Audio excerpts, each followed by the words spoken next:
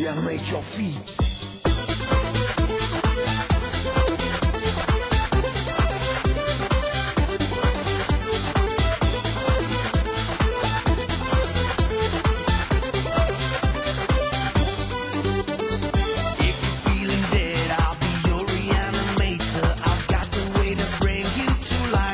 Salut à tous amis de l'angoisse. Alors comme ça, les oubliés du cinéma d'horreur, qui est maintenant devenu l'épisode phare, la série phare, le téléméguépé phare, le farajou, c'est ce qui marche le mieux et qui pourtant marche très mal sur la chaîne puisque c'est en déclin. C'est pas bon tout ça. Du coup, qu'est-ce qu'il peut y avoir d'autre d'intéressant sur l'horreur que les oubliés?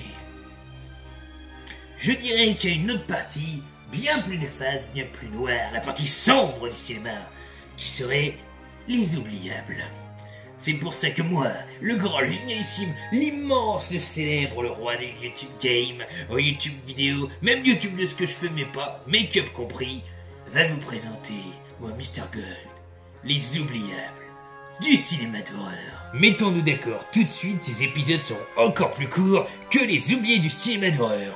Tout ça parce que je ne m'attarderai pas sur la partie technique, les acteurs ou quoi que ce soit, mais je ferai tout brièvement qu'est-ce qui va pas dans le film. Et en général, il n'y a rien qui va. Commençons donc par le film Piraconda, un AV fini, dont vous pourrez lui retrouver une critique que j'ai fait il y a très longtemps, qui s'appelait « J'ai vraiment regardé ça », et oui, j'ai vraiment regardé cette merde. Notre film, déjà, de par sa belle jaquette... Ah oui, alors attendez, je précise... Si la jaquette est belle, elle envoie du pâté, elle vous dit que c'est un film puissant. Cherchez pas, c'est de la merde. C'est un AV, un nanar, en général, c'est un truc bien pourri. Regardez le Silence des agneaux, là je vous mets la jaquette. C'est juste une tête avec un papillon devant. Y a rien d'original, c'est pas spécialement beau. Regardez Hypnose avec Kim Déconne, c'est pas spécialement beau. Mais putain, les films étaient bons. Jaquette épurée, film pas acheté, jaquette trop remplie, film pourri. C'est comme ça. Ce film du coup souffre de plein de défauts et je vous conseille de ne pas le voir. Déjà, Michael Madsen. Est-ce que quelqu'un a pensé à dire à cet acteur que quand il fait de l'horreur, ça engendre des cauchemars ambulants, des films très mauvais? Putain mais regarde, dans ce film, la créature, elle est en effet numérique, extrêmement moche, les morts extrêmement moches, les effets spéciaux. Rembobinez la cassette, si vous ne savez pas ce que je vais dire, vous avez dû rater un épisode. Mais merde quoi, même Rachel Hunter ne fait pas bien son taf. Ce film est pourri de A à Z, y a rien à retirer de bon, même au second degré ça fait chier. Autant regarder l'attaque des donneaux tueurs ou même même le lac des morts vivants, c'est plus intéressant. Même lui il finira pas là-dedans tellement c'est divertissant. Et français. Sauvons le cinéma d'horreur français pour le peu qu'il en reste. Le suivant à critiquer c'est Witchboard, qui n'est même pas le premier. Il me semble que c'est Witchboard 3 et que les deux premiers sont pas sortis en France. Donc si j'ai raison, à vous de me confirmer la chose si vous connaissez et si vous avez la réponse, je pense à toi Tom, évidemment. Et ben si j'ai raison, c'est vraiment déjà un scandale. Mais en plus ce troisième volet est mauvais. Les effets spéciaux sont très mauvais, les acteurs, n'en parlons pas, ils sont convaincants. Ouais, foutez-vous de ma gueule, hein. Et de prime abord, même si ça paraît assez attractif, bah l'histoire est assez banale. Attention, je fais très peur, je suis un effet numérique tout bien fait. En gros, Witchboard, passez votre chemin, vous ne raterez rien, si ce n'est de vous dire que vous avez perdu 1h30 de votre vie. Dans la même collection, ça veut tout dire d'avance.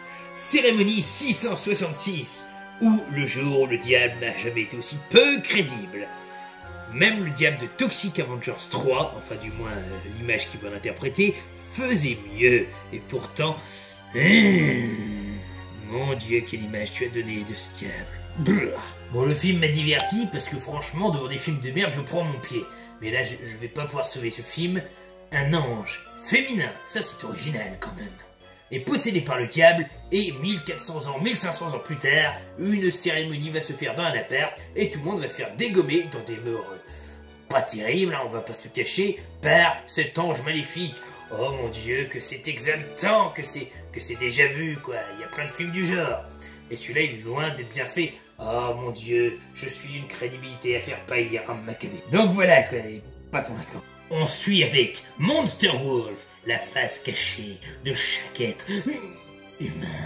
Ce film, on me l'a vendu comme une grosse daube. mais vraiment un film qui n'a rien d'original, auquel on se fait chier, et ben vous savez quoi?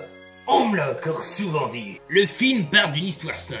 Une compagnie pétrolière achète des terrains à bas prix pour forer et choper du pétrole. Tu vas me dire, c'est le principe d'une compagnie pétrolière, hein. Ils vont pas aller cueillir des marguerites. Goldie réfléchit, sois pas aussi con que les autres tarés techniques.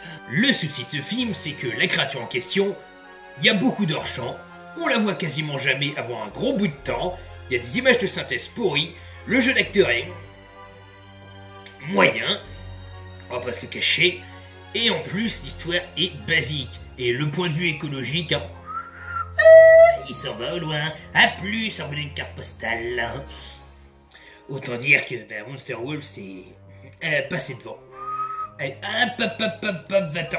Et youpi, j'ai encore survécu à un AV potentiel. C'est pas tout à fait un AV, mais considérez-le comme. J'aime pas attaquer la Hammer. Et là, je dois dire que c'est peut-être surtout moi qui n'ai pas apprécié. Pourtant, j'aime bien les films de momies. Hein.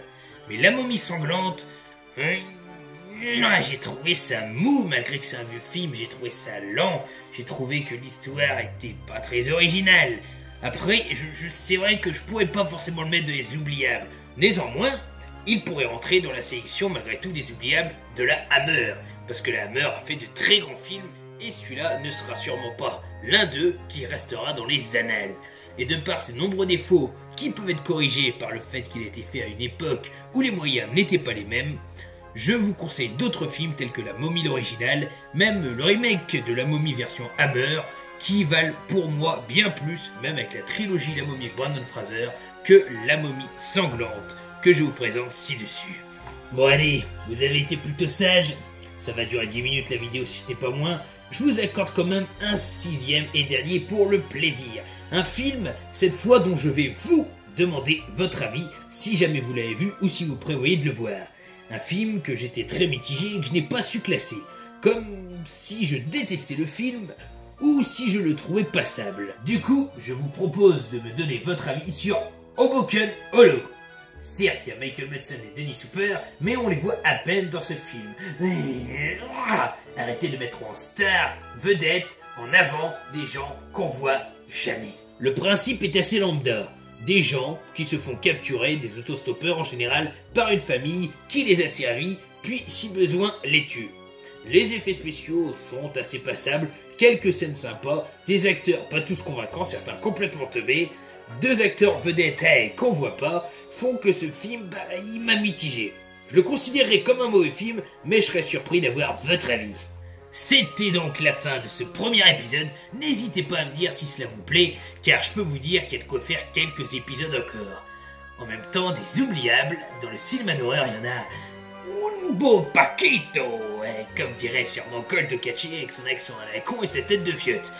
Allez, sur ce, je vous dis à une prochaine, regardez de l'horreur flipper, et je vous dis tchuss!